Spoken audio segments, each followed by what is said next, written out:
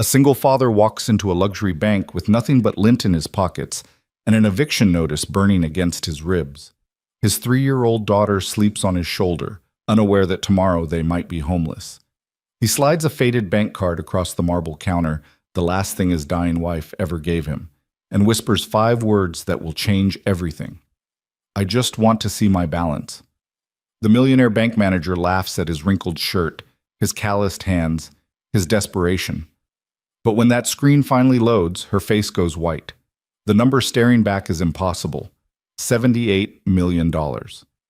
Stay with me until the end of this story and comment what city you're watching from so I can see how far this message has traveled. The rain had stopped an hour ago, but Miles Rayner was still soaked to the bone.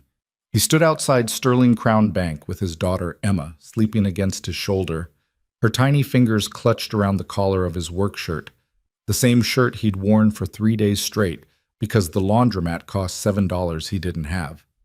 The building in front of him was all glass and steel, and the kind of cold elegance that made men like him feel invisible. He'd walked past it 100 times on his way to the construction site, never once imagining he'd step inside. But today was different. Today, he had $11 in his checking account, negative $43 in savings, and an eviction notice folded in his back pocket that gave him 72 hours to come up with $2,000 or lose the 1-bedroom apartment that was the only home Emma had ever known. He adjusted Emma's weight on his hip and pushed through the revolving door. The blast of air conditioning hit him like a slap. Inside, the bank was pristine, marble floors so polished he could see his reflection, chandeliers hanging from vaulted ceilings, the faint scent of expensive cologne and fresh leather. A woman in a cream-colored suit glanced at him from across the lobby, her eyes flicking over his mud-stained jeans and worn boots before she looked away. Miles felt the familiar burn of shame crawl up his neck. He didn't belong here. But the card in his pocket, faded, scratched, the magnetic strip barely visible, had been burning a hole in his conscience for 6 months. His late wife Lena had pressed it into his palm the night before she died, her hand trembling, her voice barely a whisper. "Promise me you'll use this when you need it most." He hadn't understood what she meant. They'd never had money. They'd lived paycheck to paycheck, drowning in medical bills, rationing groceries, skipping meals so Emma could eat. He'd assumed the card was empty, just one more piece of his wife he couldn't let go of. But last night, sitting on the floor of their apartment with the eviction notice in one hand and Emma's baby blanket in the other, he'd finally decided to check, just to see, just to know. Miles walked toward the teller counter, his boots squeaking against the polished floor. A young woman with kind eyes and auburn hair pulled into a neat bun looked up from her computer screen and smiled. "Good afternoon. How can I help you today?" Her voice was warm, professional, but Miles could see the way her gaze lingered on Emma, on the way his daughter's shoes were held together with duct tape, on the shadows under his eyes. He cleared his throat. I need to check the balance on this card." He slid it across the counter, his fingers trembling slightly. The teller, her name tag read Jenna, picked up the card and examined it, her brow furrowed. "This is an older card," she said carefully. "Do you have the account number?" "No, just the card." Jenna hesitated, then smiled again. "Let me see what I can find." She swiped the card through her reader. Nothing happened. She tried again. The screen blinked red. It's not reading. Let me try entering the number manually." Miles shifted Emma's weight, his heart pounding. Part of him wanted to leave, to walk out before the inevitable rejection, before Jenna told him the account was closed or empty or that he'd wasted his time. But he stayed. Jenna's fingers flew across her keyboard, her eyes narrowing as she studied the screen. Then her expression shifted. Confusion, then something else. Concern, maybe. Or surprise. "Mr. Rayner, Miles Rayner. Mr. Rayner, this account is flagged." Miles felt his stomach drop. "Flagged? What does that mean?" "It means I need to get a manager." Jenna's voice was still kind, but there was an edge of uncertainty now. "Can you wait here for just a moment?" Before he could respond, she stood and disappeared through a door behind the counter. Miles stood there, frozen, his pulse hammering in his ears. Emma stirred against his shoulder, her small hand curling against his neck. "Daddy?" she mumbled, her voice thick with sleep. It's okay, baby. We're just at the bank. I'm hungry.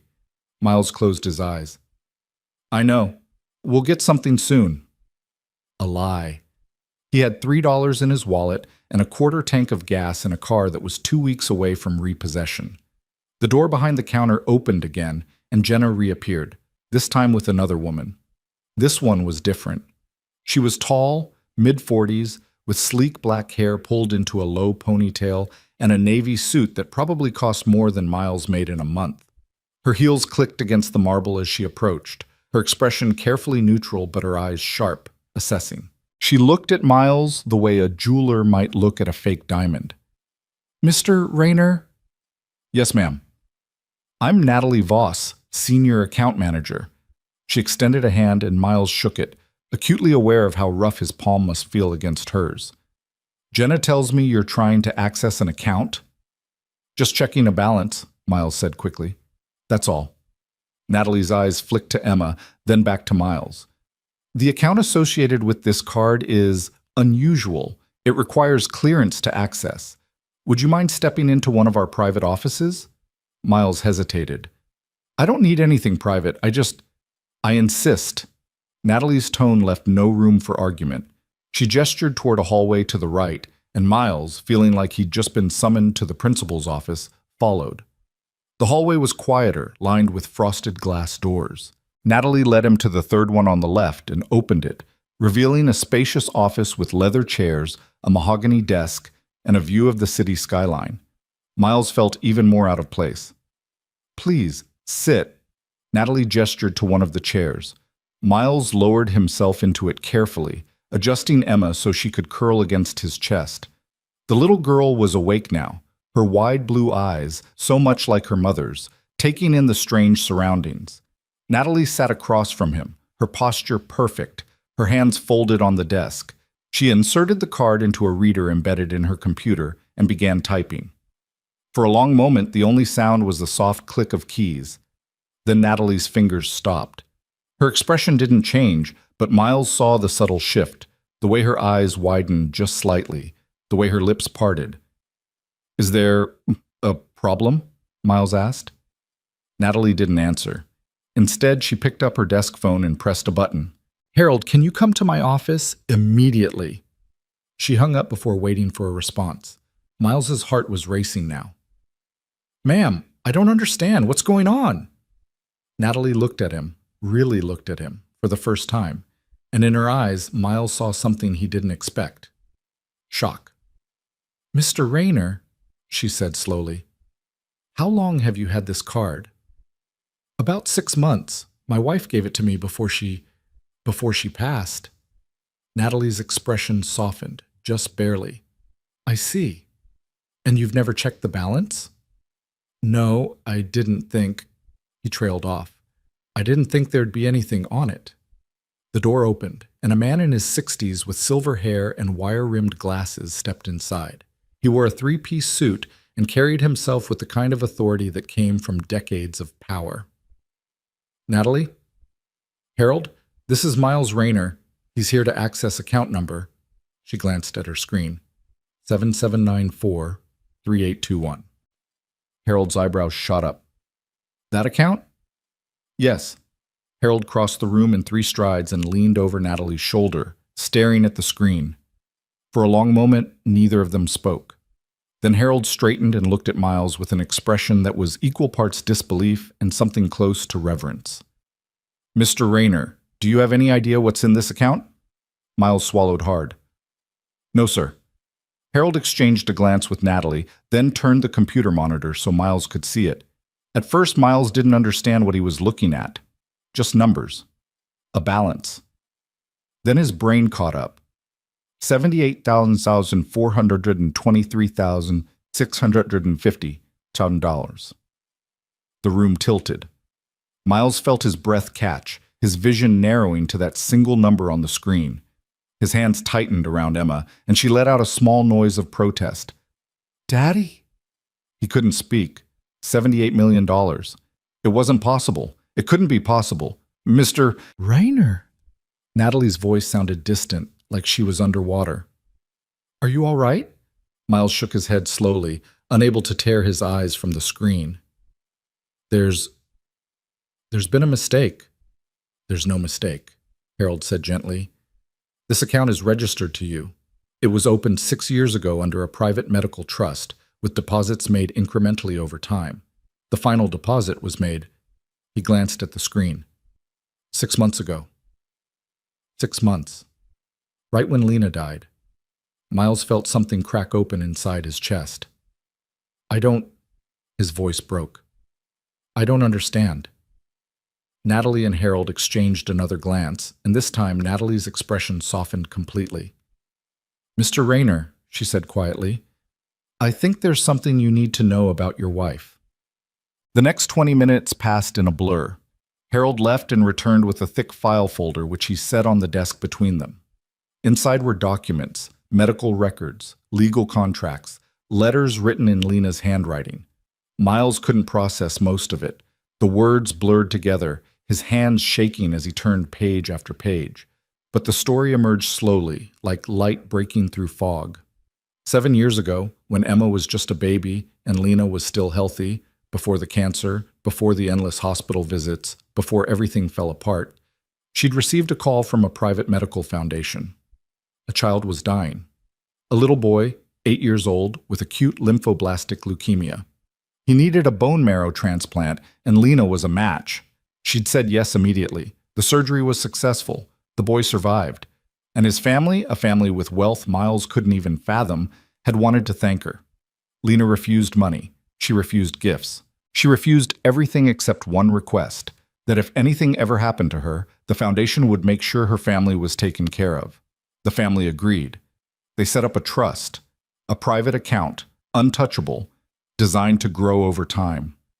When Lena was diagnosed with stage 4 cancer 3 years later, the family increased the deposits, and when she died, they transferred the full amount, every penny, to Miles. She didn't tell you, Harold said softly, because she didn't want you to feel indebted.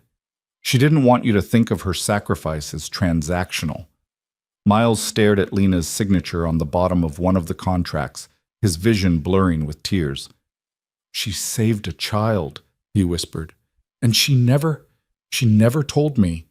Natalie leaned forward, her voice gentle. She didn't leave this money because you earned it, Mr. Rayner. She left it because she loved you. Miles broke. The sob tore out of him before he could stop it, raw and guttural, and Emma, sweet, confused Emma, wrapped her small arms around his neck and held on tight. It's okay, Daddy, she whispered. It's okay. But it wasn't okay. It would never be okay. Because Lena was gone, and no amount of money could bring her back. When Miles finally composed himself, Harold gently walked him through the next steps. There were documents to sign, accounts to set up, legal matters to address, but Harold assured him that none of it needed to happen today. Take your time, Harold said. This is yours. No one can take it from you. Natalie, who had been silent for most of the explanation, stood and walked around the desk. She knelt beside Miles's chair, her polished exterior cracking just enough for him to see the humanity underneath.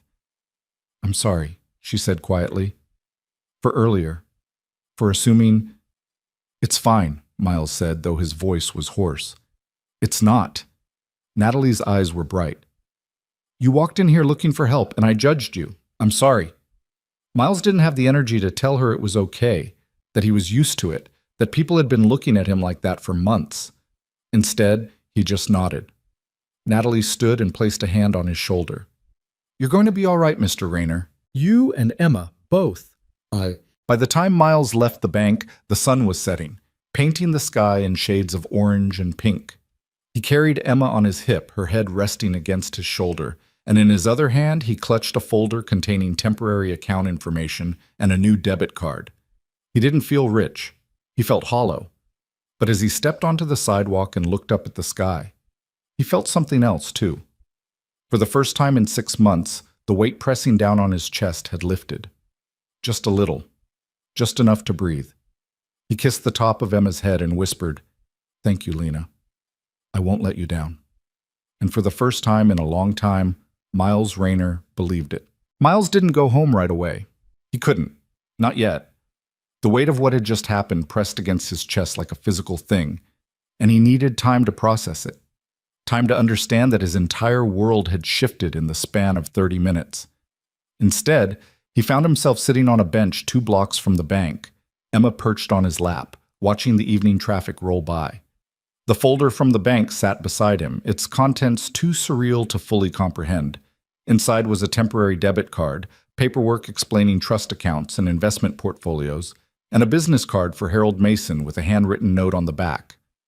"Call me tomorrow. We'll make sure everything is set up properly." Miles stared at the card in his hand, not the faded one Lena had given him, but the new one, crisp and unbent, with his name embossed across the front. Miles J. Rayner. It looked like it belonged to someone else. Someone who hadn't spent the last 6 months choosing between electricity and groceries. Someone who hadn't stood in line at food banks with his daughter, pretending it was an adventure so she wouldn't see his shame. "Daddy, I'm really hungry now," Emma said, tugging on his sleeve.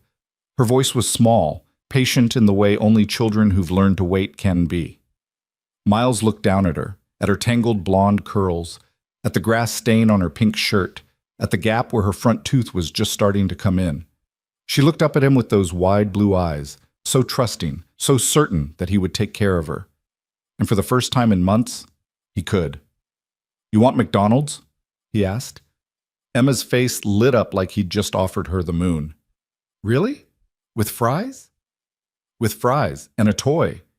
She threw her arms around his neck, squealing, and Miles felt his throat tighten. Such a small thing, Happy Meals and chicken nuggets. But it had been so long since he could say yes without counting pennies, without calculating whether they could afford it. He stood, lifting Emma onto his shoulders, and walked toward the golden arches glowing 3 blocks away. Inside the McDonald's, the fluorescent lights were harsh and the floor was sticky, but Emma didn't care. She pressed her face against the glass display case, pointing at the toy options with the kind of serious deliberation usually reserved for major life decisions. "The purple unicorn or the race car?" she asked, looking up at Miles for guidance. "Whichever one you want, baby." "Both?" Miles felt something crack open in his chest, something that had been sealed shut for so long he'd forgotten it was there. He smiled, really smiled, for the first time in what felt like years. "Yeah, both." When their number was called, Miles carried the tray to a booth by the window. Emma attacked her nuggets with the enthusiasm of someone who'd been waiting all day, which Miles realized with a pang of guilt she had. He'd given her half a banana and some crackers for lunch because it was all they'd had. Miles unwrapped his own burger but couldn't eat. He just watched Emma, watched the way she hummed to herself between bites, the way she lined up her fries in order of size before eating them. Normal kid things. Things he'd been too stressed, too exhausted, too buried under the weight of survival to really notice. His phone buzzed in his pocket. Miles pulled it out, a cheap prepaid thing with a cracked screen, and saw a text from his landlord, Rick. "Tomorrow's the deadline. You got the money or not?" Miles stared at the message, his jaw tightening. Rick had been decent enough at first, giving him extensions when Lena died, understanding when Miles missed a month here and there. But patience had run out 3 months ago, and now the texts came daily, threatening, cold. Miles's fingers hovered over the keyboard. Part of him wanted to text back immediately, to tell Rick that yes, he had the money, that he could pay the full $2,000 plus the late fees and the money he owed for utilities and everything else. But something stopped him. Maybe it was the knowledge that this money, this impossible life-altering amount of money, wasn't really his, not in the way he understood ownership. It was Lena's, her sex sacrifice, her legacy. And he needed to be careful with it, thoughtful, because if he screwed this up, if he wasted it, or lost it, or somehow proved unworthy of the gift she'd given him. "Daddy, you okay?" Miles blinked and looked up. Emma was watching him with concern, a French fry forgotten in her hand. He forced a smile. "Yeah, baby, I'm okay." "You look sad." "Just thinking about Mommy." Emma nodded solemnly, as if this made perfect sense. She'd grown up hearing about Mommy, even though her memories of Lena were mostly fragments, a laugh, a smell, the feeling of being held.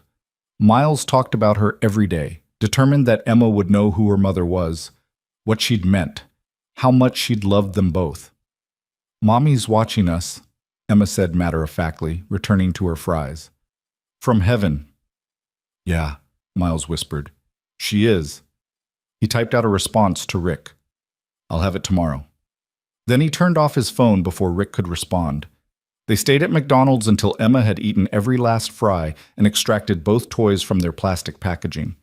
By the time they left, the sky had gone fully dark, and the streetlights cast long shadows across the pavement. Miles carried Emma to the bus stop. His car had run out of gas that morning, and he hadn't had money to refill it. And they waited on the bench, Emma's head heavy against his shoulder. "Daddy?" "Yeah, baby?" "Are we still going to lose our house?" Miles's breath caught. He'd tried so hard to shield her from the worst of it, to keep his panic and fear locked behind closed doors. But kids notice things. They heard the late-night phone calls, the whispered arguments with landlords, the way their father's hand shook when he opened the mailbox. "No," Miles said firmly. "We're not losing our house." "Promise?" "Promise." Emma sighed, a small sound of relief, and burrowed closer against him. Within minutes, she was asleep. Miles held her as the bus arrived, as they rode through the darkened streets toward their neighborhood, as the world outside the window blurred into smears of light and shadow. And he thought about Lena. He thought about the day they'd met, both of them 19, working minimum wage jobs, laughing over burnt coffee at a diner. He thought about their wedding in the courthouse, just the two of them and a judge, because they couldn't afford anything else. He thought about the day Emma was born, the way Lena had looked at their daughter with so much love it had seemed impossible that one person could contain it all. And he thought about the hospital room at the end, the machines beeping, Lena's hand cold in his, her voice barely a whisper. "You're going to be okay, both of you. I can't do this without you." "Yes, you can. You're stronger than you think." She'd pressed the card into his palm then, her fingers trembling. "When you need it most," she'd said. "Promise me." He'd promised, and then she was gone. Miles closed his eyes against the sting of tears and held Emma tighter. The bus stopped 3 blocks from their apartment, and Miles walked the rest of the way with Emma in his arms. The building was old, the paint peeling, the stairs creaking under his weight. But it was theirs, or at least it had been. Inside, the apartment was dark and cold. Miles had turned off the heat 2 weeks ago to save money. He laid Emma on the couch, covering her with a blanket, and then stood in the middle of the living room, looking around. The space was small, a living room that bled into a kitchenette, one bedroom that Emma slept in, a bathroom with a leaky faucet Miles didn't have the tools to fix. The walls were bare except for a few photos of Lena, and the furniture was secondhand, mismatched, falling apart. But it was home. Miles pulled the eviction notice from his back pocket and stared at it. 3 days. 72 hours. That's how long he'd had. Now he had $78 million. The thought was so absurd he almost laughed. Instead, he sat down on the floor beside the couch, his back against the wall, and pulled out the folder from the bank. He read through the document slowly, carefully, trying to make sense of the legal jargon and the numbers that didn't feel real. There were instructions for accessing the account, explanations of how the trust was structured, details about tax implications and investment options. Harold had included a handwritten note clipped to the front. "Miles, I know this is overwhelming. Take your time. Come by the bank tomorrow when you're ready, and we'll walk through everything step by step. You don't have to make any decisions tonight. This money is yours. It's not a loan. It's not conditional. Your wife made sure of that. Get some rest." Harold Miles folded the note carefully and set it aside. Then he pulled out his phone and turned it back on. Immediately, 3 more texts from Rick appeared. "You better not be screwing with me. I've got people lined up for that unit. Noon tomorrow. Final warning." Miles typed out a response, his jaw set. "I'll be there at 10 with cash." Rick's response came back almost immediately. "Cash? What, you win the lottery?" Miles didn't reply. He set the phone down and looked at Emma, her small body curled under the blanket, her breathing soft and steady. She looked peaceful, safe. And Miles made a decision. He wasn't going to waste this. He wasn't going to squander what Lena had given them, but he also wasn't going to let the money change who he was. He'd been poor his entire life. He knew how to stretch a dollar, how to make things last, how to live without excess. That wouldn't change just because there were suddenly 8 figures in his bank account. What would change was Emma's future. She'd go to good schools. She'd have clothes that fit and toys that weren't broken and meals that didn't come from food banks. She'd have opportunities Miles never had. She'd have choices. And maybe, Miles would finally stop feeling like he was drowning. He stood and walked to the small table by the window where Lena's photo sat in a simple frame. She was smiling in the picture, her hair pulled back, her eyes bright. It had been taken the week before her diagnosis, back when the world still made sense. Miles touched the glass gently. "I don't know what I'm doing," he whispered. "I don't know how to be the person you thought I could be." The photo didn't answer, but Miles felt something shift inside him anyway. A loosening, a lightness. "But I'll try," he said. "For Emma, for you." He kissed his fingers and pressed them to the photo, then turned and walked to the couch. He lay down on the floor beside Emma, one hand resting on the cushion near her, and closed his eyes. For the first time in 6 months, Miles Rayner fell asleep without the crushing weight of panic pressing down on his chest. When morning came, Miles woke to find Emma sitting on the floor beside him, her toys spread out in a semicircle. Her voice soft as she narrated some elaborate game involving the purple unicorn and the race car from McDonald's. Sunlight streamed through the window, warm and golden, and for a moment Miles just lay there, listening to his daughter play, feeling the strange and unfamiliar sensation of peace. Then Emma noticed he was awake and grinned at him. "Morning, Daddy." "Morning, baby. Can we have pancakes?" Miles sat up, running a hand through his hair. They didn't have pancake mix. They didn't have much of anything. But today, he could fix that. "Get dressed," he said. "We're going out for breakfast." Emma's eyes went wide. "Really? Really?"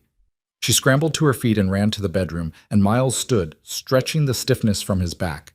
He grabbed his phone and saw another text from Rick. 10 o'clock. Don't be late. Miles checked the time. It was 7:30. He had time. He found Emma in the bedroom, struggling to pull on a pair of leggings that were too small. Her shirts were stained, her socks mismatched, and Miles felt a fresh wave of guilt wash over him. How long had it been since he'd bought her new clothes? How long since she'd had something that actually fit? "Come here," he said gently, kneeling in front of her. He helped her into the leggings and pulled a shirt over her head, then tied her shoes, worn sneakers with the soles starting to separate. "We'll get you new clothes today," he said. Emma looked at him skeptically. "You said that last time." "I know, but this time I mean it." She studied his face as if trying to determine whether he was telling the truth, then nodded. "Okay."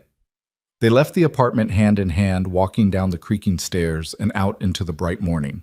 Miles didn't take the bus this time. Instead, he walked to the gas station 2 blocks away, filled up a gas can with $20 from his wallet, money he'd been saving for the electric bill, and carried it back to where his car was parked. The car was a 15-year-old Honda Civic with a dented bumper and a broken passenger side mirror. The check engine light had been on for 6 months, and the air conditioning didn't work. But it ran, and that was enough. Miles poured the gas into the tank, tossed the can in the trunk, and buckled Emma into the back seat. "Where are we going?" she asked as he pulled out of the parking lot. "Breakfast first, then we've got some errands to run." "What kind of errands?" Miles glanced at her in the rearview mirror and smiled. "Good ones." They ended up at a small diner on the edge of town, the kind of place with vinyl booths and laminated menus and a waitress who called everyone "hon." Miles ordered pancakes for Emma and coffee for himself, even though his stomach was too twisted with nerves to eat. Emma devoured her pancakes, getting syrup all over her face and hands, and Miles watched her with a mixture of love and heartbreak. This was what normal was supposed to look like. A kid eating breakfast without worry, without hunger, without the shadow of eviction hanging over her head. He'd forgotten what normal felt like. When the check came, Miles paid with cash, leaving a generous tip, and they left the diner just after 9. "Now what?" Emma asked as they got back in the car. "Now we go see Rick." "Who's Rick?" "The landlord." Emma's face fell. "Are we in trouble?" "No, baby, we're not in trouble." Miles drove to the property management office downtown, a squat building with bars on the windows and a flickering neon sign that read Rayner Properties in faded red letters. Rick's office was on the second floor, accessed by a narrow staircase that smelled like cigarettes and mildew. Rick was sitting behind a desk covered in paperwork when Miles walked in, Emma's hand clutched in his. Rick was a heavy-set man in his 50s with thinning hair and a perpetual scowl. He looked up when they entered, his expression souring. "You're early." "Figured I'd get it over with," Miles said evenly. Rick leaned back in his chair, eyeing Miles with suspicion. "You got the money?" "All of it." Rick's eyebrows shot up. "Cash?" Miles reached into his pocket and pulled out a thick envelope. Inside was $2,000 in crisp bills, withdrawn from an ATM that morning using the new debit card.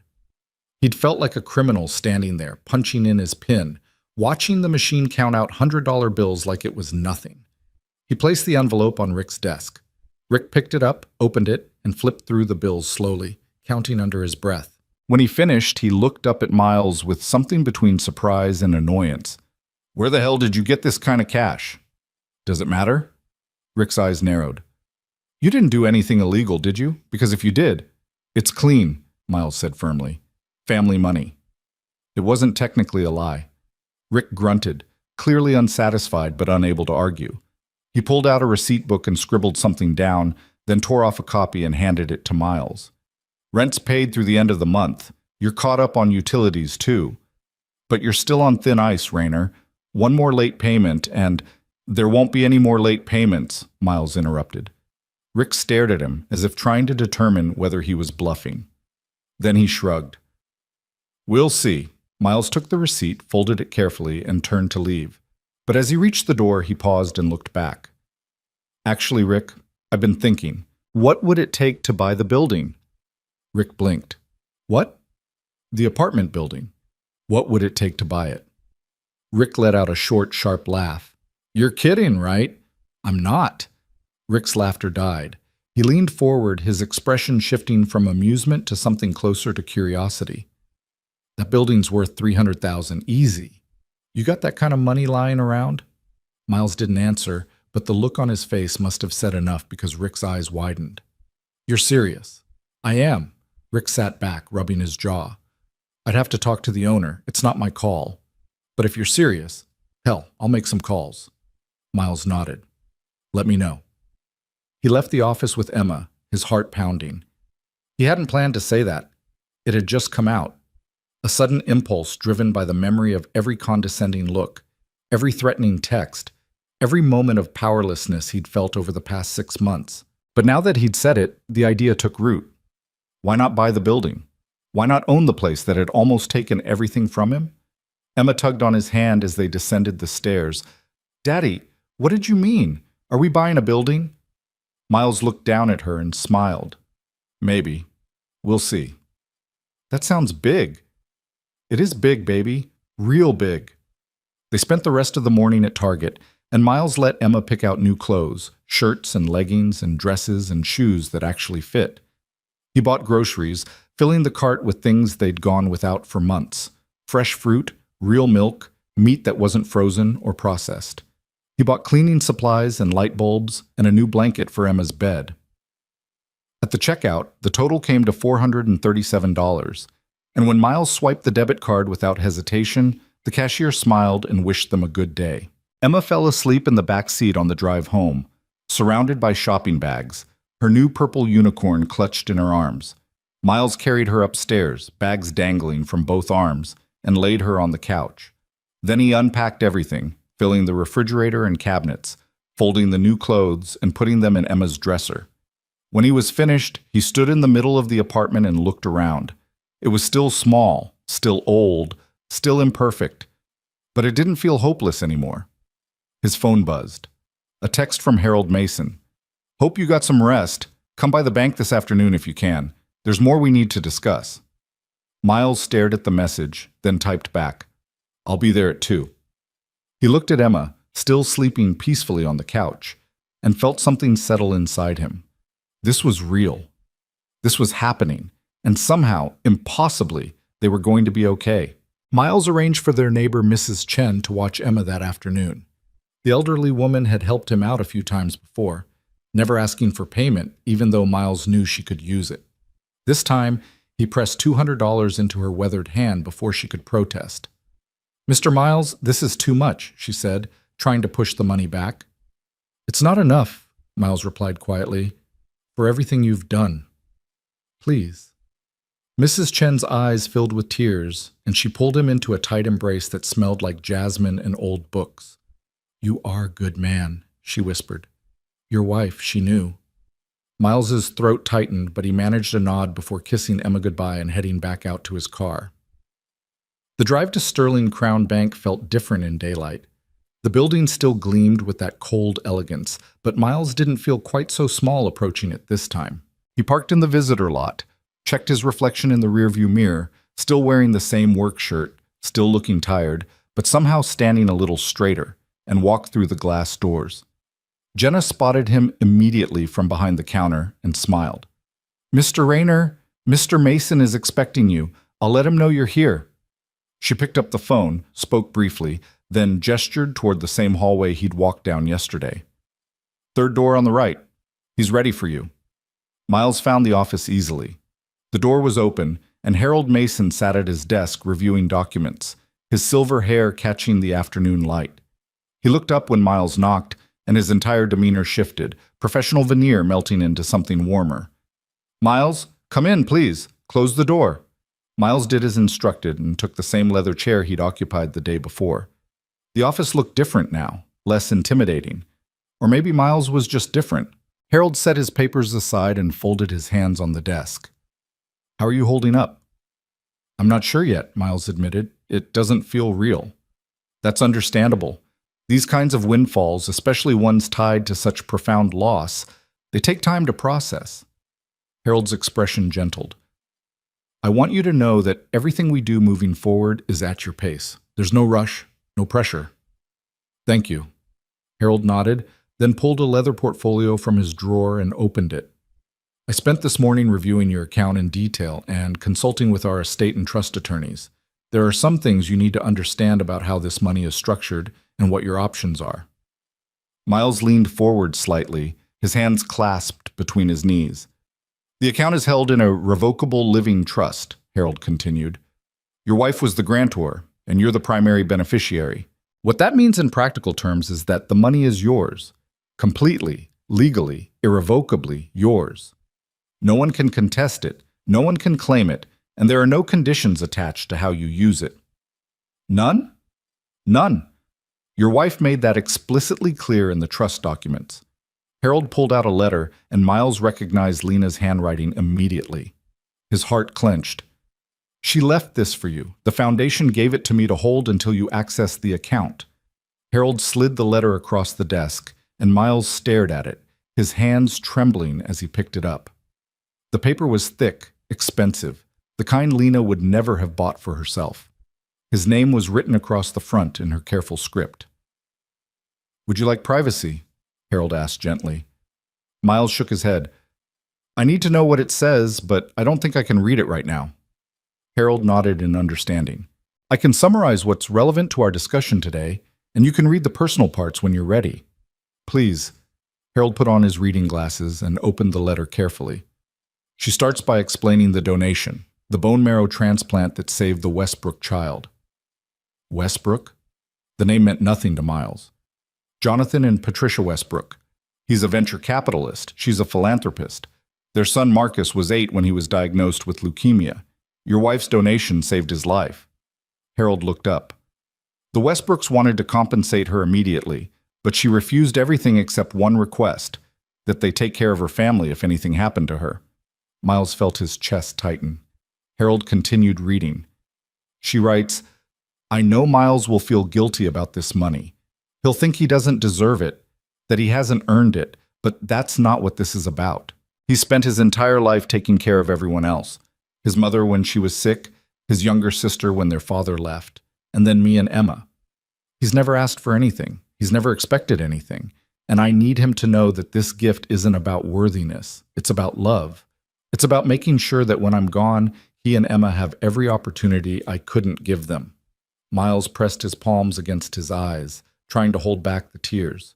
Harold's voice was thick with emotion as he continued. Tell him it's okay to use it. Tell him it's okay to breathe. Tell him I'm not watching from heaven keeping score. I just want him happy. I want Emma happy. That's all I ever wanted. The silence that followed was heavy and sacred.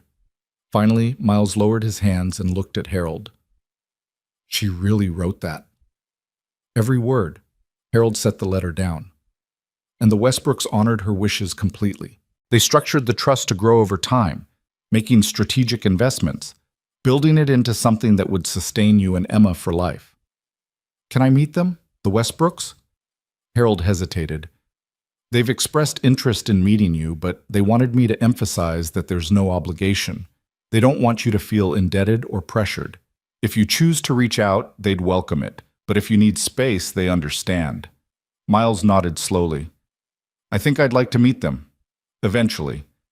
When I've figured out how to say thank you for something like this. Whenever you're ready, I'll arrange it. Harold pulled out another document, this one dense with financial terminology and charts. Now let's talk about the practical side. $78 million is a significant amount of money, but it's not infinite. With smart management, though, it can provide for you and Emma indefinitely. For the next hour, Harold walked Miles through the basics. They discussed investment strategies, the importance of diversification, the tax implications of large withdrawals. Harold explained that the trust was already invested in a mix of stocks, bonds, and real estate, generating roughly $3 million per year in returns. That's more than enough to live on comfortably without ever touching the principal, Harold said. But I want to be clear. This is your money. If you want to buy a house, start a business, donate to charity, or do anything else, that's your choice. I'm here to advise, not to dictate. Miles absorbed the information slowly, his mind struggling to grasp numbers that had once seemed impossibly abstract. $3 million a year in returns alone. He'd never made more than $35,000 in his best year. I want to set up something for Emma, Miles said. A college fund. Something she can't touch until she's 18. That's just for her education. Smart thinking. We can establish a 529 plan that will grow tax-free until she needs it. And I want to keep most of the rest invested. I don't need much to live on. Harold smiled. That's admirable, but don't shortchange yourself, Miles. You've been surviving. Now you get to live. I don't know how to do that. You'll learn. Harold leaned back in his chair. Start small. What's something you've wanted but couldn't afford? Miles thought about it. A reliable car. One that doesn't break down every other week. Then buy a reliable car. Nothing extravagant, just something dependable that won't leave you stranded. That feels like too much. Miles. Harold's voice was firm but kind. You've been living in crisis mode for months, maybe years. Your brain has been wired to see every expense as a potential catastrophe. But that's not your reality anymore. A safe, reliable vehicle isn't extravagant. It's practical. It's taking care of yourself so you can take care of Emma. Miles felt something shift inside him, a loosening of the vice that had been squeezing his chest for so long. Okay, he said quietly. A car. Good. What else? I want to help people. People like me who are struggling. Harold's expression warmed. How? I don't know yet, but I've stood in food bank lines. I've chosen between heat and medicine. I've known what it's like to feel invisible, like the world doesn't see you or care if you disappear. I want to do something about that. Harold was quiet for a moment, studying Miles with an expression that might have been respect. Your wife was right about you. What do you mean? In her letter, she said you were the kindest man she'd ever known. That even when you had nothing, you'd give away your last dollar if someone else needed it more. Harold smiled. I think philanthropy is in your future, Miles. But for now, let's focus on stabilizing your immediate situation. Once you have your feet under you, we can talk about how to make a broader impact. They spent another 30 minutes going over paperwork, signature pages, beneficiary forms, authorization documents. Miles's hand cramped from signing his name so many times, but Harold was patient, explaining each form before Miles put pen to paper. Finally, Harold pulled out a checkbook and a secondary debit card. I'm issuing you a checking account linked to the trust. I'm putting $50,000 in it to start. That should be more than enough for immediate expenses. The debit card has a daily limit of $5,000, which we can adjust if needed. $50,000. In a checking account, for immediate expenses. Miles felt dizzy. If you need more, just call me, Harold continued, but I'd advise against making any major purchases or decisions for at least a month. Give yourself time to adjust, to think, to process. This money isn't going anywhere. Thank you, Miles managed. For everything. It's my job, but it's also my pleasure. Harold stood and extended his hand. You're going to be okay, Miles. You and Emma, both. Miles shook his hand, gripping it firmly, trying to convey gratitude that words couldn't capture. As he turned to leave, Harold called after him. Miles, one more thing. Miles paused in the doorway. Your wife's letter, the full version. It's yours to keep. Take it home. Read it when you're ready. But know that she was very clear about one thing. She didn't want you to spend your life mourning her. She wanted you to live. Miles nodded, his throat too tight to speak, and walked out of the office.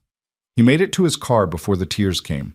Great, heaving sobs that seemed to come from somewhere deep inside, from a place he'd kept locked and sealed for 6 months because he couldn't afford to break down, couldn't afford to grieve, couldn't afford to feel anything except the desperate need to survive one more day. But now, sitting in the parking lot with Lena's letter clutched against his chest, Miles finally let himself shatter. He cried for the years they'd lost, for the future they'd never have. He cried for the night she died, for the way her hand had gone cold in his, for the sound of the machine's flatlining. He cried for Emma, who'd never really know her mother, who'd grow up with stories and photographs, but not memories. And he cried for himself, for the loneliness, for the fear, for the crushing weight of trying to be two parents when he barely knew how to be one. When the tears finally subsided, Miles sat in the silence, feeling emptied out and somehow lighter. He pulled Lena's letter from his pocket and unfolded it with shaking hands. The first part was what Harold had summarized, the explanation of the donation, the arrangement with the Westbrooks, her wishes for the money. But the last page was different, personal, raw. My dearest Miles, it began, if you're reading this, I'm gone, and I'm so sorry. I'm sorry for leaving you. I'm sorry for putting you through this. I'm sorry that our time was cut short, but I'm not sorry for loving you. I'm not sorry for Emma. I'm not sorry for the life we built together, even though it was too brief. I know you, Miles. I know you're blaming yourself right now, thinking you should have done more, been more, saved me somehow. But you gave me everything. You gave me safety when I felt lost. You gave me laughter when life was hard. You gave me a daughter more beautiful than I ever dreamed possible. And now, even though I can't be there, I'm giving you something back, freedom. Freedom from worry, from struggle, from the constant fear that kept us both awake at night. I don't want you to be afraid anymore. Use this money, build a life. Give Emma everything we couldn't afford. Travel if you want to. Go back to school. Start that woodworking business you always talked about. Do whatever brings you joy. But most importantly, don't close yourself off. I know it hurts right now. I know you think you'll never love again, never laugh again, never feel whole again. But you will. And when you do, don't feel guilty. Don't think you're betraying me, because all I ever wanted was for you to be happy. Love Emma enough for both of us. Teach her to be brave, to be kind, to stand up for people who can't stand up for themselves. Tell her about me, but don't make me into a saint. I was just a person who loved her family. And forgive yourself. For whatever you think you did wrong, for whatever you think you should have done differently, forgive yourself. You were perfect, Miles. You are perfect. I love you. I will always love you. Now go live. All my heart, Lena. Miles read it 3 times, committing every word to memory. Then he carefully folded it, placed it in the glove compartment, and started the car. By the time he picked Emma up from Mrs. Chen's apartment, the sun was setting, painting the sky in shades of orange and purple. Emma ran to him the moment he walked through the door, wrapping her arms around his legs. "Daddy, Mrs. Chen taught me how to make dumplings." "She did?" "Well, I mostly watched, but I helped fold one. It looked like a little pillow." Mrs. Chen appeared from the kitchen, wiping her hands on an apron. "She is very good helper. You have smart daughter." "I know. Miles said, picking Emma up. Thank you again, Mrs. Chen. Any time, Mr. Miles, any time. On the drive home, Emma chattered about her afternoon, the dumplings, the stories Mrs. Chen told about growing up in China, the cat that lived in the apartment next door. Miles listened, really listened, not distracted by worry or fear or the constant mental calculation of bills and balances. Daddy? Yeah, baby? You seem different today. Miles glanced at her in the rearview mirror. Different how? Happy different. Like you're not scared anymore. Out of the mouths of babes, Miles thought. She'd noticed. Of course she'd noticed. Kids always did. I'm not scared anymore, he said honestly. Or at least, not as scared. Why not? How could he explain it in a way she'd understand? How could he tell her that her mother had saved them from beyond the grave, that they were going to be okay, that the future wasn't the dark and terrifying thing it had been yesterday? Because Mommy left us a gift, he said finally. A really big gift. And it means we don't have to worry about losing our home or not having enough food anymore. Emma was quiet for a moment, processing. Is it magic? Miles smiled. Kind of, yeah. I knew Mommy was magic. When they got home, Miles made dinner, real dinner. Not ramen or canned soup, but chicken and vegetables and rice. Emma helped, standing on a chair at the counter, stirring the pot with exaggerated seriousness. After dinner, they played on the living room floor, building block towers and crashing them down, laughing at the chaos. Miles couldn't remember the last time he'd played with Emma like this, without exhaustion dragging at him, without the constant anxiety that he should be doing something more productive. At bedtime, Emma brushed her teeth and climbed into bed, her new purple unicorn clutched against her chest. Miles sat on the edge of the mattress and pulled the covers up to her chin. Story? She asked hopefully. Always. But instead of reading from one of their worn picture books, Miles started talking. He told Emma about the day he met her mother, about the burnt coffee, and the way Lena had laughed at his terrible jokes. He told her about their wedding, about dancing in the courthouse parking lot because they couldn't afford a reception. He told her about the day she was born, about how tiny she'd been, how perfect, how Lena had cried with joy. Emma listened with wide eyes, soaking up every detail like she was starving for it. Mommy loved me? She asked when Miles finished. More than anything in the world. And she loved you? Yes, baby, very much. Emma smiled, satisfied, and closed her eyes. I love you, Daddy. I love you too, Emma, so much. He stayed there until her breathing evened out, until he was sure she was asleep, then stood and walked quietly to the living room. Miles pulled out his phone and stared at it for a long moment. Then he opened his contacts and scrolled to a name he hadn't called in 3 years. His sister, Rachel. They'd had a falling out after Lena died. Stupid sibling stuff compounded by grief and stress. And Miles had been too proud, too angry, too buried in survival to reach out. But Lena's letter echoed in his mind. Don't close yourself off. He hit call before he could change his mind. Rachel answered on the third ring. Miles? Hey, Rach. There was a pause, and Miles could hear voices in the background, music playing. Is everything okay? Is Emma... Emma's fine. We're both fine. He took a breath. I wanted to call to say I'm sorry for shutting you out. Another pause, longer this time. When Rachel spoke again, her voice was thick with emotion. I'm sorry too. I should have tried harder. I should have been there. You tried. I pushed you away.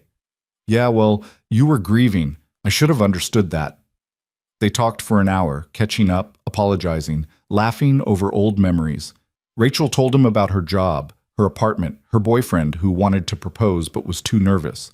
Miles told her about Emma's new obsession with unicorns, about the eviction notice that had almost destroyed them, about the impossible miracle that had saved them. Wait, Rachel interrupted. You're telling me Lena left you $78 million? Technically, the family of the kid she saved left it to me. But yeah. Rachel was silent for so long that Miles thought the call had dropped. Then she whispered, That's the most Lena thing I've ever heard. Saving someone's life and not telling a soul. Yeah, Miles agreed, his voice rough. What are you going to do with it? I don't know yet. Make sure Emma's taken care of. Help people, maybe. Figure out how to live instead of just survive. That sounds like a good plan. You should come visit. Meet Emma properly. She barely remembers you. I'd like that, Rachel said. I'd really like that. When they finally hung up, Miles felt another piece of himself click back into place. The isolation he'd wrapped around himself like armor was starting to crack, and for the first time in months, he didn't feel alone. He walked to the window and looked out at the city lights stretching into the distance.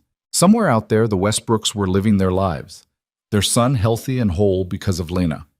Somewhere out there, other families were struggling the way Miles had struggled, choosing between impossible options, drowning in systems that didn't care. Miles thought about what Harold had said, about philanthropy being in his future. Maybe it was.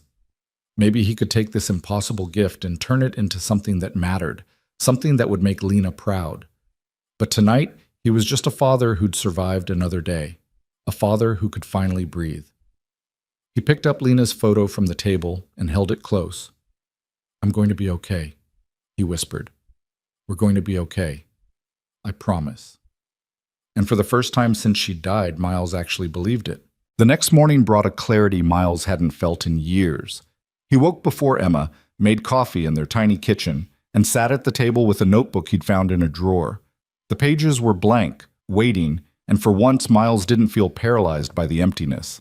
He started making lists, not the desperate kind he'd made before, scratching out bills he couldn't pay and needs he couldn't meet, but different lists, hopeful ones.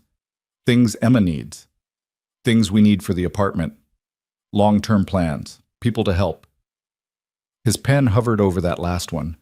People to help. The phrase felt enormous, weighted with possibility. He thought about Mrs. Chen, who'd helped him without asking for anything in return. He thought about the other families in their building, the ones he'd seen loading their belongings into cars in the middle of the night, evicted like he'd almost been. He thought about the food bank where he and Emma had stood in line, surrounded by people who looked just as tired, just as desperate, just as invisible as he'd felt. Emma padded into the kitchen in her pajamas, rubbing her eyes. "Morning, Daddy." "Morning, sunshine." Miles closed the notebook and pulled her into his lap. "How'd you sleep?" "Good. I dreamed about Mommy." Miles's chest tightened. "Yeah? What happened in the dream?" "She was playing with me in a big garden with lots of flowers. She said she was happy." Emma looked up at him with those impossibly blue eyes. "Do you think she's really happy? In heaven?" Miles kissed the top of her head, breathing in the scent of her strawberry shampoo. "I think if heaven exists, she's there, and I think she's watching you grow up and feeling so proud." "Even when I spilled juice on the carpet?" Miles laughed, really laughed, and it felt like sunlight breaking through clouds. "Even then." They spent the morning slowly, without the frantic rush that had defined their lives for months. Miles made pancakes from scratch, and Emma helped crack the eggs, getting shell fragments in the bowl that Miles fished out with a spoon. They ate at the table instead of standing over the sink. They talked about nothing important, cartoons and the neighbor's dog, and whether unicorns could fly or just had wings for decoration. It was ordinary, beautifully, perfectly ordinary. Around 10, Miles's phone rang. Harold Mason's name appeared on the screen. "Harold, good morning." "Miles, I hope I'm not calling too early. I have some news that couldn't wait." Miles straightened, his free hand unconsciously reaching for Emma. "What kind of news?"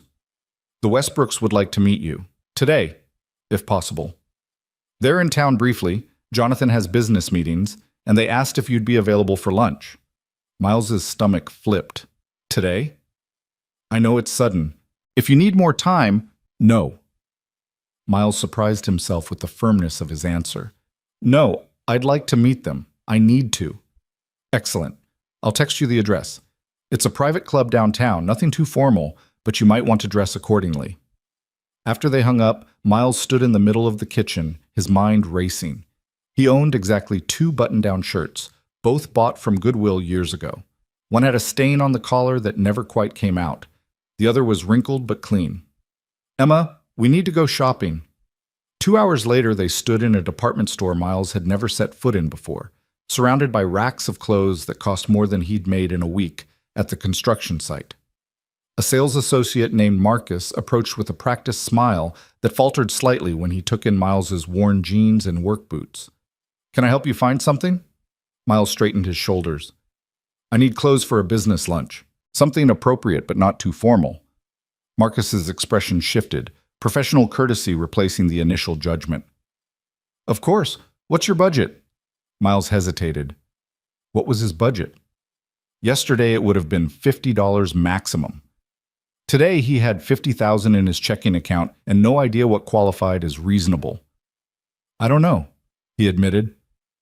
"What would you suggest?" Marcus studied him for a moment, then nodded. "Follow me." 30 minutes later, Miles stood in front of a fitting room mirror, wearing dark slacks, a crisp white shirt, and a navy blazer that fit him better than anything he'd ever owned. He looked different. Not like someone pretending to be wealthy, but like someone who belonged in rooms where important conversations happened. "You look fancy, Daddy," Emma said from where she sat swinging her legs on a bench. "Too fancy?" "No, you look like a prince," Marcus smiled. "She's right. This works well on you. The fit is excellent.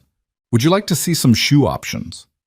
By the time they left the store, Miles had spent $800 on clothes. Slacks, shirts, a second blazer, dress shoes, and even a tie he wasn't sure he'd ever wear. The old Miles would have been horrified. The new Miles was still adjusting to the idea that he could spend money without his world collapsing. They stopped for an early lunch at a sandwich shop, and Miles checked his phone. Harold had sent the address. The Sterling Club. One of those places Miles had walked past 100 times without ever imagining he'd go inside. His hands shook slightly as he typed out a response confirming he'd be there at 1. "Are you nervous?" Emma asked, watching him with that uncanny perception children have. "A little." "Why?" "Because I'm going to meet the people your mom saved, and I don't know what to say to them." Emma thought about this, taking a bite of her sandwich. "You could say thank you." "That doesn't feel like enough." "Then say thank you a lot." Miles smiled despite his nerves. "You're pretty smart, you know that?" "Mommy always said so." At 12:30, Miles dropped Emma back at Mrs. Chen's apartment with another apology for the imposition and another handful of bills that Mrs. Chen tried to refuse. Then he drove to the Sterling Club, his new clothes feeling strange against his skin, his heart hammering against his ribs. The building was understated elegance, red brick, brass fixtures, a doorman in a burgundy uniform who opened the door with a polite nod. Inside, the lobby was all dark wood and leather, oil paintings on the walls, the hushed quiet of money and influence. A hostess greeted him. "Good afternoon. Do you have a reservation?" "I'm meeting the Westbrooks, Jonathan and Patricia Westbrook." Her expression shifted to something more deferential. "Of course, Mr. Rayner. They're expecting you. Right this way." She led him through a dining room where well-dressed men and women spoke in low voices over white tablecloths and crystal glasses. Miles felt eyes follow him, and he wasn't sure if it was curiosity or suspicion, maybe both. They stopped at a private room toward the back, and the hostess knocked softly before opening the door. "Mr. Rayner." Miles stepped inside and his breath caught. The couple sitting at the table looked like they belonged on the cover of a magazine. Jonathan Westbrook, tall and distinguished with silver-threaded hair and an expensive suit, Patricia elegant in a cream-colored dress, pearls at her throat. But it was the boy sitting between them who stopped Miles in his tracks. He was 15 now, gangly in the way teenage boys are, with dark hair and eyes that seemed too old for his face. He wore a school uniform, blazer, tie, the works, and he was staring at Miles with an expression Miles couldn't quite read. "Miles?" Jonathan stood immediately, extending his hand. "Thank you for coming on such short notice." Miles shook his hand, feeling the firm grip, the calluses that spoke of someone who'd worked with his hands despite his wealth. "Thank you for inviting me." Patricia stood as well, and unlike her husband, she didn't offer a handshake. Instead, she pulled Miles into an embrace that was warm and fierce and completely unexpected. "Thank you," she whispered against his shoulder. "Thank you for sharing her with us. Even just her memory." When she pulled back, her eyes were bright with tears, and Miles felt his own throat tighten. "This is Marcus," Jonathan said, placing a hand on his son's shoulder. The boy stood awkwardly, clearly uncomfortable but trying to hide it. He extended his hand and Miles shook it gently. "Hi," Marcus said, his voice cracking slightly on the single syllable. "Hi, Marcus." They all sat, and for a moment no one spoke. A waiter appeared with menus and water, his movements practiced and silent, and then they were alone again. Patricia was the one who finally broke the silence. "We've wanted to meet you for so long, but we didn't want to intrude on your grief. We didn't want to make you feel obligated. Harold said you've been incredibly generous." "It's not generosity," Jonathan said firmly. "Your wife saved our son's life. There's no amount of money that repays that." "She didn't do it for money." "We know." Patricia's voice was soft. "That's why we wanted to make sure you were taken care of. It's what she would have wanted." Marcus had been quiet, picking at his napkin, but now he looked up at Miles. "Can I ask you something?" "Of course." "What was she like?" "Your wife?" Miles felt the familiar ache in his chest, but it was softer now, more like an old wound than a fresh cut. "She was kind. That's the first thing anyone who met her said. She couldn't walk past someone who needed help without stopping. She'd give away her lunch to a homeless person and tell me she wasn't hungry anyway." Marcus listened intently, leaning forward slightly. "She was funny, too, terrible at telling jokes, like truly awful, but she'd laugh at herself so hard that you couldn't help laughing with her. And she was stubborn. When she decided something was right, there was no talking her out of it." "Like donating bone marrow," Patricia said quietly. "Exactly like that. When she got the call that she was a match, I asked her if she was sure, if she'd thought it through. She looked at me like I was crazy, said there was a kid dying and she could help, so what was there to think about?" Jonathan's jaw tightened with emotion. "We told her we'd pay for everything, medical expenses, time off work, anything she needed. She refused it all, said we should donate to cancer research instead." "That sounds like her." Marcus spoke again, his voice quieter now. "I was 8 when I got sick.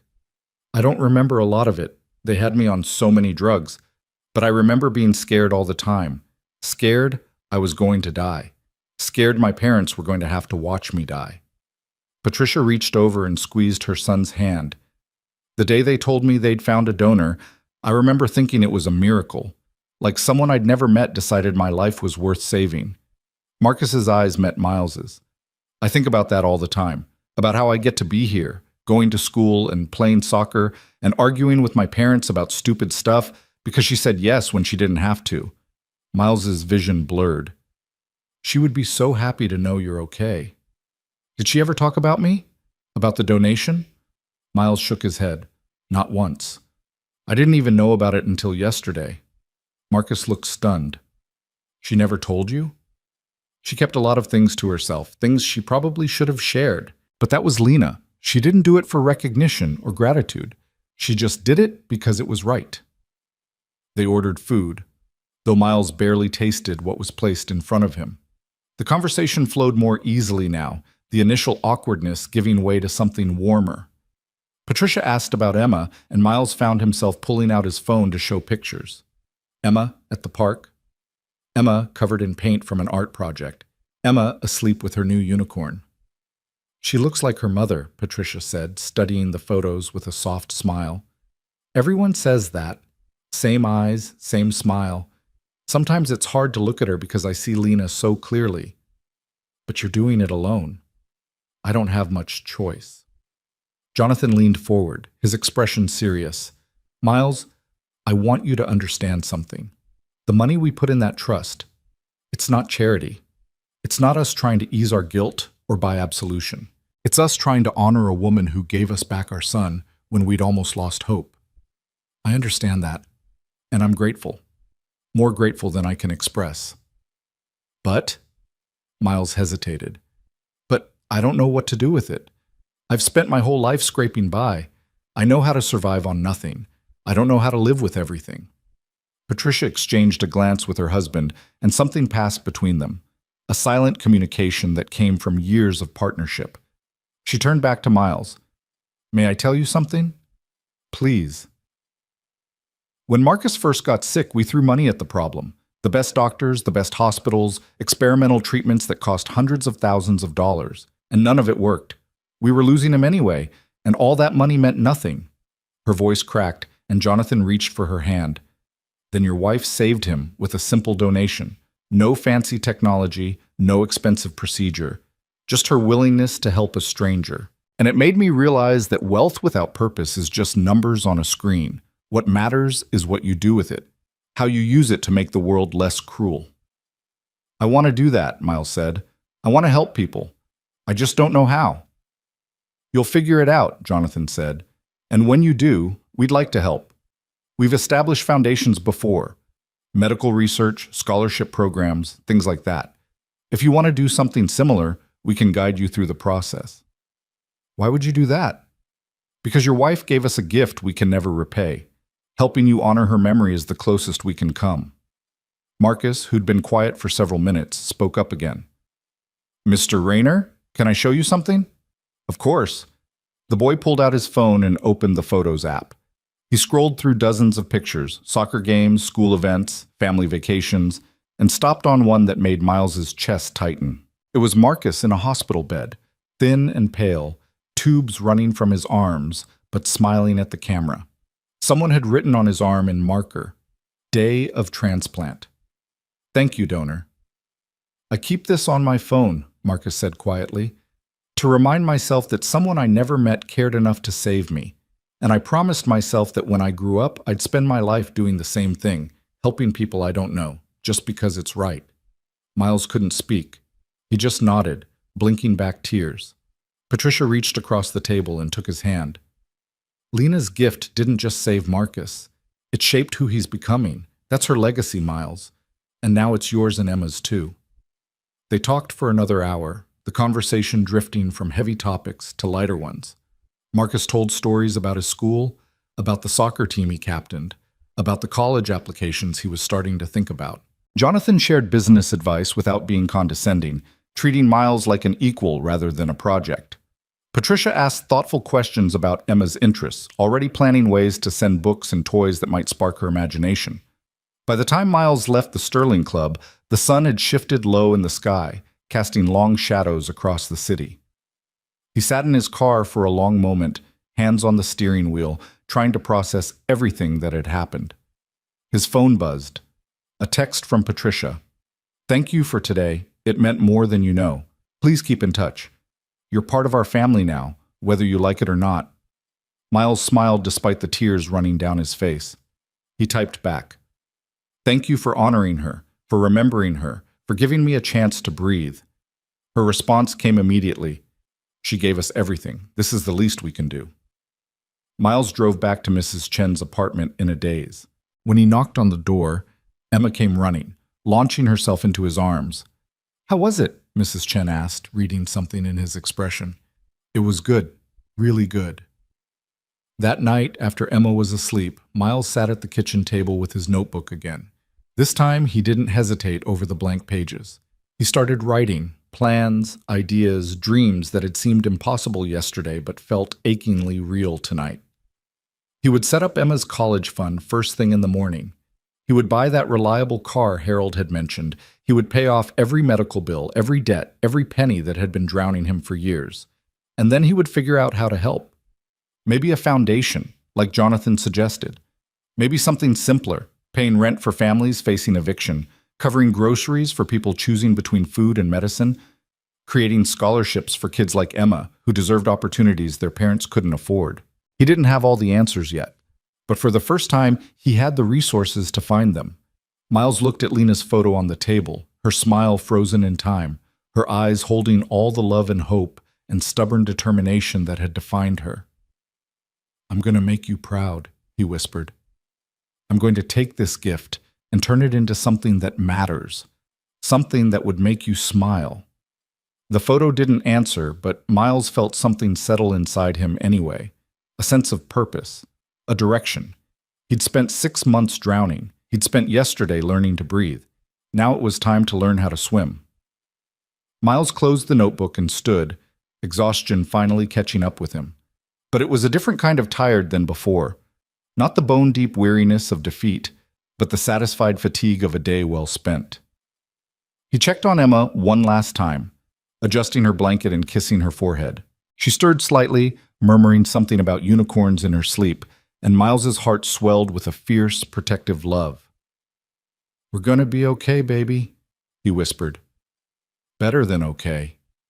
In the living room, he picked up his phone and opened his messages. He scrolled through the contacts until he found Rachel's name and typed, "What are you doing next weekend?" "Emma and I want to come visit." Her response came within seconds. "Really?"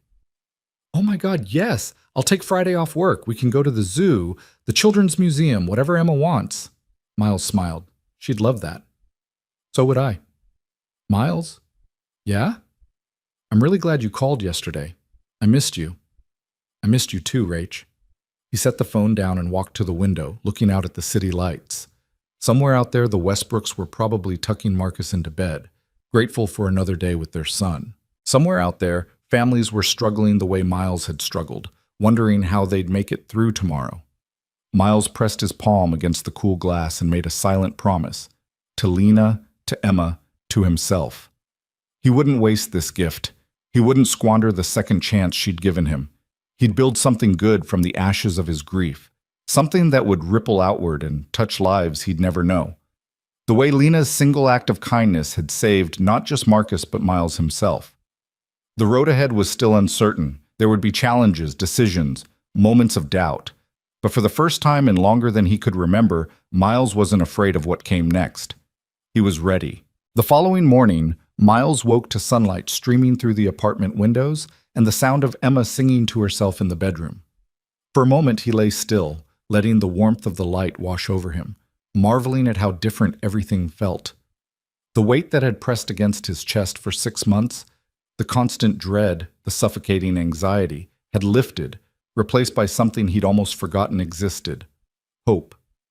He found Emma in her room, already dressed in one of her new outfits, attempting to braid her own hair with more enthusiasm than skill. "Need help, sunshine?" She turned to him with a lopsided smile, half her hair sticking up at odd angles. "I wanted to look pretty for our big day." "Our big day?" "You said we're doing important things today, so I wanted to look important." Miles knelt beside her, gently untangling the mess she'd made and working her hair into 2 neat braids. "You always look important to me. But yes, we have some things to take care of." Their first stop was the bank. Harold had scheduled an early appointment, and when they arrived, Jenna greeted them with the same warm smile as before, but this time there was recognition in her eyes, not judgment, but genuine pleasure at seeing them. "Mr. Rayner, Emma, Mr. Mason is ready for you." Harold's office felt familiar now, less intimidating. He stood when they entered and immediately crouched down to Emma's level. "You must be Emma. Your dad has told me so much about you." Emma, typically shy around strangers, studied him seriously. "Are you the one helping my daddy?" "I'm trying to. Is that okay with you?" She nodded solemnly. "Daddy needs help sometimes. He tries to do everything by himself." Harold's eyes met Miles's over Emma's head, and something passed between them, understanding, perhaps, or respect. "Well, I'm here to make sure he doesn't have to do everything alone anymore." They spent the next hour going through paperwork. Harold had prepared documents for Emma's college fund, a 529 plan that would grow over the years, ensuring she'd have every educational opportunity without the crushing weight of student debt. Miles signed the papers with shaking hands, thinking about how Lena had worked 2 jobs to pay for the single semester of community college she'd managed before they'd gotten pregnant with Emma. "This account is structured so Emma can't access it until she's ready for college," Harold explained. "But you can add to it whenever you want. We've seeded it with $2 million to start. $2 million for education." Miles had to sit with that number for a moment, letting it sink in. Emma, who was coloring at Harold's desk, had no idea that her entire future had just been secured with the stroke of a pen. "Now, let's talk about your immediate needs," Harold continued, pulling out another folder. "You mentioned wanting a reliable vehicle." "Nothing fancy. Just something that won't break down when Emma's in the car."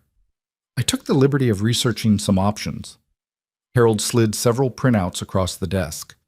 "These are all certified pre-owned vehicles with excellent safety ratings and reliability scores. The prices range from $20,000 to $35,000.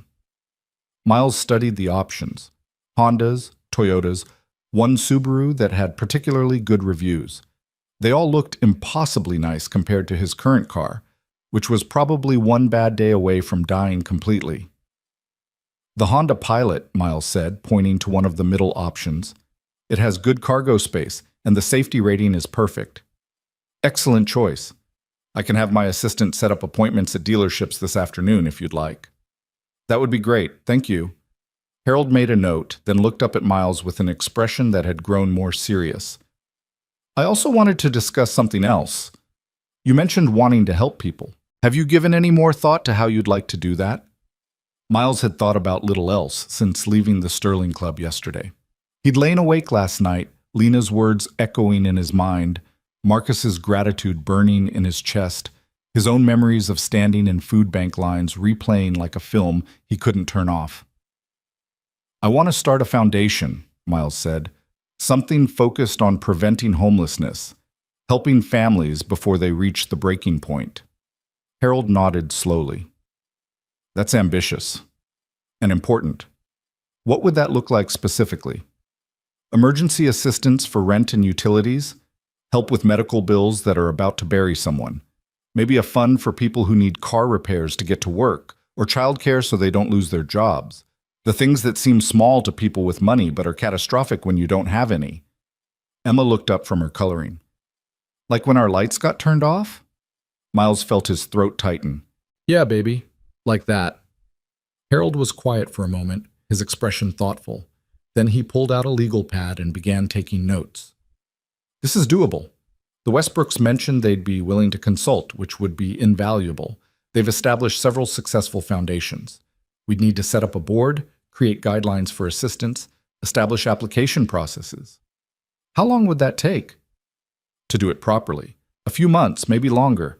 But Miles, there's nothing stopping you from helping people right now, today, while we work on the formal structure. You have the resources. You just need to decide how to deploy them. Miles sat back in his chair, the weight of possibilities settling over him. I could start small, pay some overdue rent for families in my building, cover electric bills for people who are about to lose power. Exactly. Start with what you know, with the community around you. The formal foundation can come later. They talked through the logistics, how to approach it without making people feel like charity cases, how to verify need without being invasive, how to handle the inevitable requests that would come once word got out. Harold suggested working with local churches and community organizations who already had relationships with struggling families, who could identify genuine need and maintain discretion. By the time they left the bank 2 hours later, Miles had a plan. Not a complete one, not a perfect one, but a starting point. And that was enough. The car dealership was overwhelming in its own way.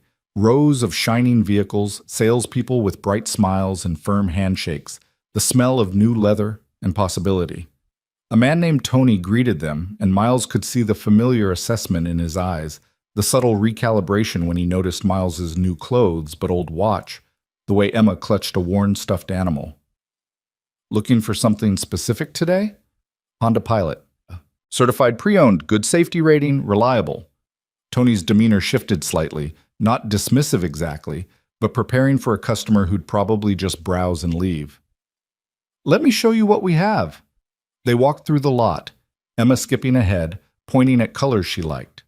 Tony showed them 3 options, explaining features and mileage and maintenance records with practiced efficiency. Miles test drove the newest one, a silver Pilot with leather seats and a backup camera, and all the features he'd never thought he'd own. It drove smooth, quiet, safe. Emma sat in the back, running her hands over the clean upholstery, her eyes wide. It smells good, Daddy. It does, doesn't it? Back in the showroom, Tony pulled up the numbers. This one's listed at $32,000. With taxes and fees, you're looking at about $35,000 out the door. I'll take it. Tony blinked. Don't you want to negotiate? Look at financing options? I'm paying cash. The word hung in the air between them, and Miles watched Tony's expression cycle through surprise, skepticism, and finally a kind of eager professionalism. Cash. Okay, let me get the paperwork started. An hour later, Miles drove out of the dealership in a car that was his, fully paid, no monthly payments hanging over his head like a sword. Emma was in the back seat, properly secured in a brand new car seat the dealership had installed, chattering about all the places they could drive now. "Can we go to the beach? It's December, baby. It'll be cold." "But we could see it, right? I've never seen the ocean."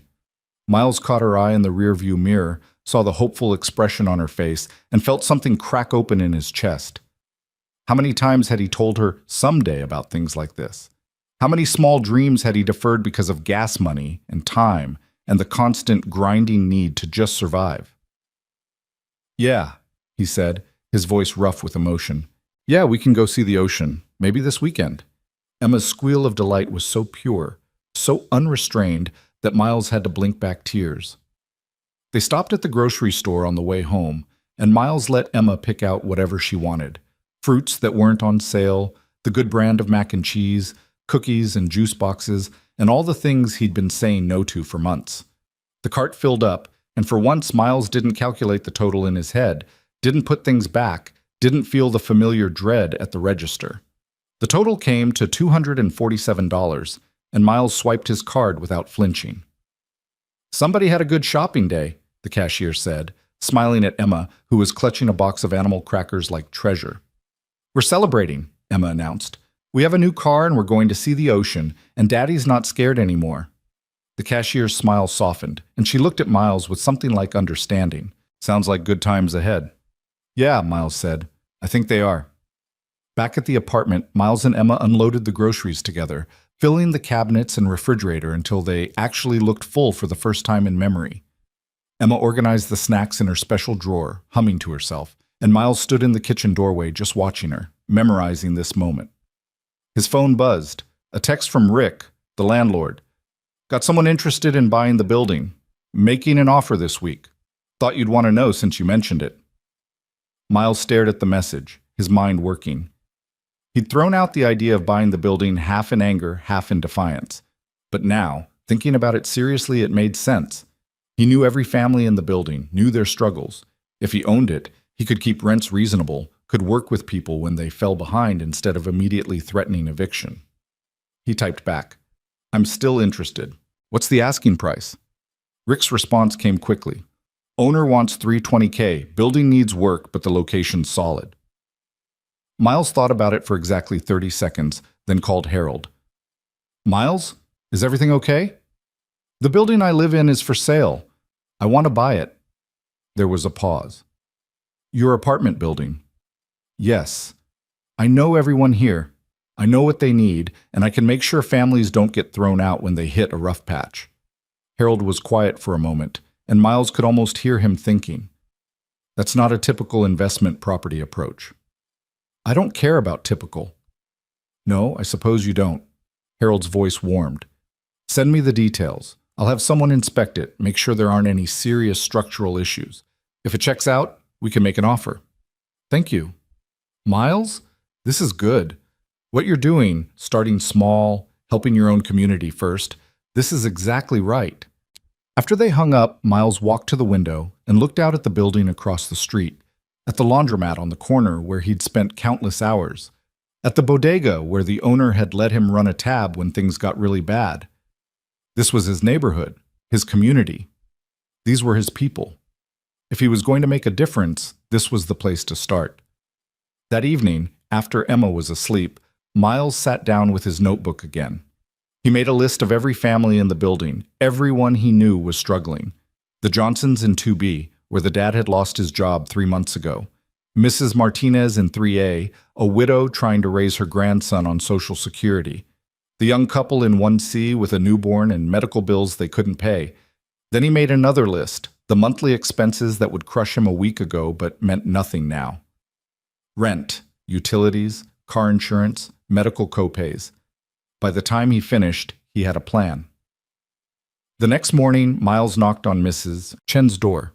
She answered in her bathrobe, clearly surprised by the early visit. "Mr. Miles, is everything okay?" "Everything's fine. Can I come in for a minute?" She led him into her small apartment, which smelled like ginger and tea. Miles pulled an envelope from his pocket, cash $5,000, and placed it on her table. What is this? It's a thank you. For all the times you've helped me with Emma, for the food you've shared, for being kind when I had nothing to give back. Mrs. Chen stared at the envelope, then at Miles, her eyes filling with tears. This is too much. It's not enough. But it's a start. Miles covered her weathered hand with his. I know your son sends money, but I know it's not always enough. I know you've been skipping your heart medication sometimes because you can't afford it. I know you need a new water heater and you've been making do with cold showers. How did you know it? Because I've been there. I've been where you are right now, choosing between medicine and food, between fixing things and paying rent. And someone I never even met, gave me a gift that changed everything. So I'm passing it forward. Mrs. Chen broke down crying, and Miles held her while she sobbed against his shoulder. When she finally pulled back, wiping her eyes, she looked at him with something like awe. Your wife, she would be very proud. I hope so. He repeated the scene 5 more times that day. The Johnsons, who broke down when he handed them 3 months of rent in cash and told them to take their time finding work, that he'd bought their building and there would be no more eviction notices. Mrs. Martinez, who kissed his hands and called him an angel. The young couple with the newborn, who couldn't stop thanking him through their tears when he paid off their medical bills. By the end of the day, Miles had given away nearly $40,000, and it was the best money he'd ever spent. Word spread fast in the building. By that evening, people were knocking on Miles's door, some to thank him, some to ask if the rumors were true, some just to look at him like he'd grown wings. One man, a construction worker Miles recognized from the site where he used to work, caught him in the stairwell. Heard you came into some money. Miles tensed, waiting for the request, the assumption, the outstretched hand. Instead, the man stuck out his hand to shake. Just wanted to say congratulations, man, and thank you for what you did for the Johnsons. That's my cousin. You probably saved their marriage. Miles shook his hand, feeling the familiar calluses, the strength of someone who worked with his body. I just did what I could. More than most would. You're a good man, Rayner. That weekend, Miles kept his promise. They drove to the coast in their new car, Emma's excited chatter filling the space, the radio playing songs she sang along to, even though she didn't know all the words. The drive took 2 hours, and Miles marveled at how smooth the car ran, how safe it felt, how Emma could look out the window without worry. When they finally saw the ocean, Emma went silent. They parked and walked down to the beach, and Miles lifted her onto his shoulders so she could see better. The waves crashed against the shore, endless and powerful, and Emma gripped his hair, her breath catching. It's so big, Daddy. Yeah, baby, it is. Does it go on forever? Pretty close. They walked along the beach, Emma running ahead to chase seagulls, her laughter carried away by the wind. Miles took pictures on his phone. Emma with her arms spread wide. Emma jumping over waves. Emma examining shells like they were precious jewels. As the sun began to set, painting the sky in shades of orange and pink and purple, they sat on the sand together. Emma leaned against Miles's chest, tired and happy, and Miles wrapped his arms around her. Daddy? Yeah? Is Mommy watching us right now? Miles looked up at the vast sky, at the endless ocean, at the beauty that surrounded them. I think so. I think she sees everything. Do you think she's happy? Miles thought about the letter, about Lena's words telling him to live, to love, to let go of guilt and embrace joy. He thought about the gift she'd left them, about the lives they'd already touched, about the future that stretched out before them like the ocean, vast and full of possibility. Yeah, Emma. I think she's very happy. They stayed until the stars came out, until Emma was fighting sleep, her head heavy against Miles's shoulder. On the drive home, she fell asleep in the back seat, and Miles drove through the darkness with a peace he hadn't felt in years. When they got home, he carried Emma upstairs, tucked her into bed still in her sandy clothes, and kissed her forehead. Then he walked to the living room, picked up Lena's photo, and sat with it in the quiet. I'm doing it, he whispered. I'm living. I'm helping people. I'm giving Emma everything we dreamed about. The photo didn't answer, but Miles didn't need it to. He could feel Lena's presence in the choices he was making, in the kindness he was showing, in the way he was raising their daughter to see abundance not as something to hoard, but something to share. Over the following weeks, things continued to change. The building purchase went through, and Miles became a landlord who actually cared about his tenants. He fixed the broken elevator, replaced the ancient water heaters, hired a maintenance crew to address years of deferred repairs. Rent stayed the same, and when people fell behind, Miles worked with them instead of threatening them. He set up a meeting with Jonathan and Patricia Westbrook, and together they began laying the groundwork for the foundation. They called it Lena's Legacy, and its mission was simple: prevent families from falling through the cracks. Emergency assistance, no strings attached, based on need rather than worthiness. Marcus, the boy Lena had saved, became an unexpected part of their lives. He visited twice, spending time with Emma, telling her stories about the donor who'd saved him, making sure she knew what her mother had done. The two families grew close, bound together by grief and gratitude, and the determination to honor a woman who'd asked for nothing but given everything. Rachel visited as promised, and then visited again. And soon she was a regular presence in their lives, taking Emma for weekends, helping Miles navigate his new reality, rebuilding the relationship they'd lost when grief had driven them apart. Miles went back to school, enrolling in business classes so he could better manage the foundation and the building. It was hard, studying after Emma went to bed, balancing everything. But it was the good kind of hard, the kind that built something rather than just surviving. 3 months after that first day at the bank, Miles stood in front of a small crowd at a community center. They'd organized an event to announce the foundation, to explain how people could apply for assistance, to let the neighborhood know that help was available. Harold was there, and the Westbrooks, and half the residents from Miles's building. Emma sat in the front row next to Mrs. Chen, swinging her legs and beaming with pride. Miles approached the microphone, his hands shaking slightly, and looked out at the faces watching him. 6 months ago, I was standing in line at a food bank with my daughter, trying to figure out how we were going to eat that week. I was 2 days away from being evicted. I was broken, exhausted, and certain that we were going to end up on the streets. He paused, steadying himself. Then I found out about a gift my late wife had left us. A gift that came from the most Lena thing she ever did, saving a stranger's life without asking for anything in return. That gift changed everything. It gave us security. It gave us hope. It gave us the chance to breathe. Miles saw Emma watching him, her small face serious and attentive. But the thing about gifts like that is they're not meant to be hoarded. My wife didn't save someone's life so I could sit on a pile of money. She did it because she believed in helping people, in making the world a little less cruel, in choosing kindness, even when it cost her something. His voice grew stronger. So we're starting Lena's Legacy Foundation to honor that belief. We're going to help families before they reach the breaking point. We're going to pay the rent that keeps someone housed, cover the medical bills that would bankrupt them, fix the car that gets them to work. We're going to see people who feel invisible and tell them they matter. Applause started, tentative at first, then building. Miles waited for it to quiet. If you're struggling, if you're scared, if you're choosing between impossible options, reach out. We're here, and we're not going anywhere. After the event, people lined up to shake his hand, to thank him, to share their own stories of struggle and need. Miles listened to every single one, making mental notes, promising to help, meaning every word. When the crowd finally cleared, Marcus Westbrook approached with his parents. The teenager looked uncertain, shuffling his feet, but then he stepped forward and pulled Miles into a hug. "Thank you," Marcus whispered, "for keeping her memory alive." Miles hugged him back.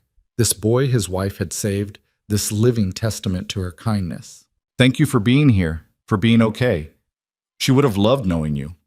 That night, after Emma was asleep and the apartment was quiet, Miles sat at the kitchen table with Lena's letter spread in front of him.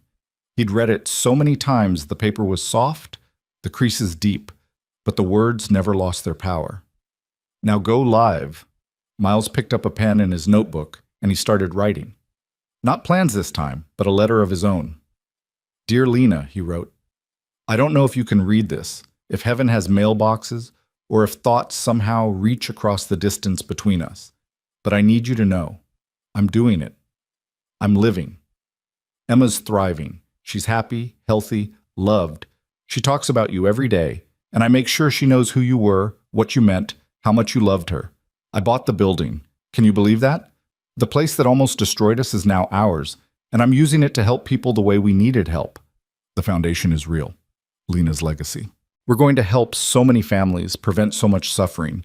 Your gift isn't just sitting in an account somewhere. It's out in the world, doing good, multiplying the kindness you started.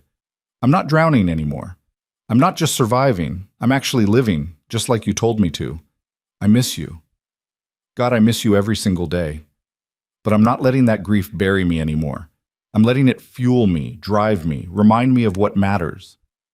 Thank you for everything, for loving me, for Emma, for saving Marcus and setting all of this in motion, for believing I could be the man you saw in me. I promise I'll keep going. I'll keep helping people. I'll keep raising Emma to be kind and brave and to stand up for others. I'll keep your memory alive, not through grief, but through action. I love you. I will always love you, but I'm going to be okay now. We're going to be okay. Miles. He folded the letter carefully and placed it with the others he'd written to her over the months. Letters he never sent, words she'd never read, but writing them helped him process, helped him heal, helped him feel connected to her even in her absence. Miles stood and walked to the window one last time, looking out at the city that had once seemed so cruel, so indifferent to his suffering. It looked different now, warmer, full of possibility. He pressed his palm against the glass, feeling the cool surface, and smiled. Tomorrow, they'd help another family. Tomorrow, Emma would go to her first swimming lesson at the community center, something she'd been begging for that they finally could afford. Tomorrow, life would continue, full and rich and purposeful. But tonight, Miles Rayner allowed himself to simply be grateful. Grateful for the gift. Grateful for the second chance. Grateful for the woman who'd loved him enough to ensure that even in death, she was still taking care of them. He picked up Lena's photo one last time, traced her smile with his finger, and whispered the words that had become his mantra, his promise, his truth. I won't let you down. And he knew, with a certainty that settled deep in his bones, that he wouldn't.